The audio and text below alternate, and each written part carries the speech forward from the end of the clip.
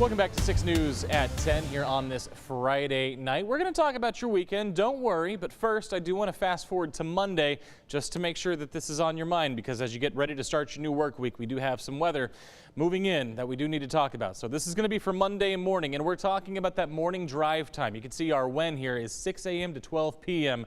as a line of thunderstorms moves through Monday morning. The impact for which we are issuing this weather impact alert. Again, I want to stress that right now, the way things look right now, the severe threat is low, but there is a chance that these storms, as they come through, could push through some gusty winds and perhaps even an isolated tornado or two across the area. But again, the big thing is this is going to be during the morning drive, so you're going to want to watch out for flooded roads as well, because there could be brief periods of heavy rain on Monday morning as well. This is going to move through pretty quick, but before it does so, it could bring us some fairly significant weather on Monday morning. Your need, of course, is to just make sure you stay weather aware. Things could change, things could grow, they could diminish as we head through your Saturday and Sunday, so make sure you stay tuned to KCEN and that 6 Plus app for all of the latest. So here's what we're looking at. So our chances for showers actually start early Sunday afternoon. Now these are scattered, nothing particularly strong, maybe not even any thunderstorms. Could see some rumbles of thunder, but for the afternoon, basically run-of-the-mill rainstorms. As we head towards the afternoon, the evening, we could see these intensify a little bit. We could be talking about some thunderstorms there for your Sunday evening, but then watch what happens now. As we head towards Sunday night, we're going to turn our attention to this low pressure system associated cold front coming up out of the Baja Peninsula into West Texas.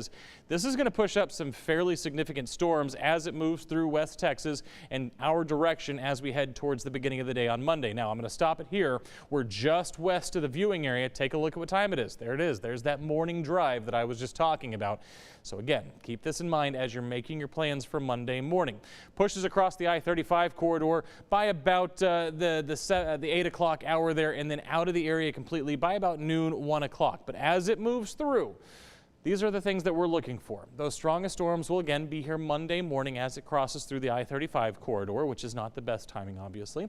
Those thunderstorms could produce some gusty winds. You notice that whole line had a bowing kind of sort of effect to it. We look at that for strong winds and the fact that it is a line of thunderstorms. Those linear systems typically tend to be our wind producers.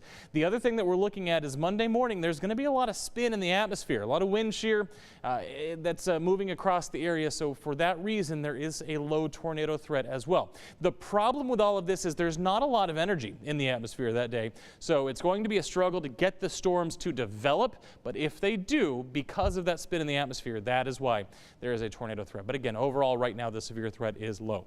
Here is one thing that we know for sure. It is going to bring us rain, and it could be anywhere from 1/4 of an inch in our southwestern counties all the way up to 1 inch along the I-35 split there and towards Navarro, Limestone, and Freestone counties. And again, these are kind of general averages for the area. Obviously, pockets of the area could see heavier rain.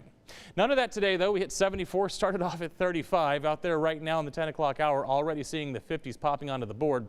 For tomorrow morning, as we start your Saturday, right around 50 degrees for the afternoon, a little bit warmer than it was today. A little bit of a warm-up takes us into Saturday and Sunday. You can see that 80 degrees returning by Sunday.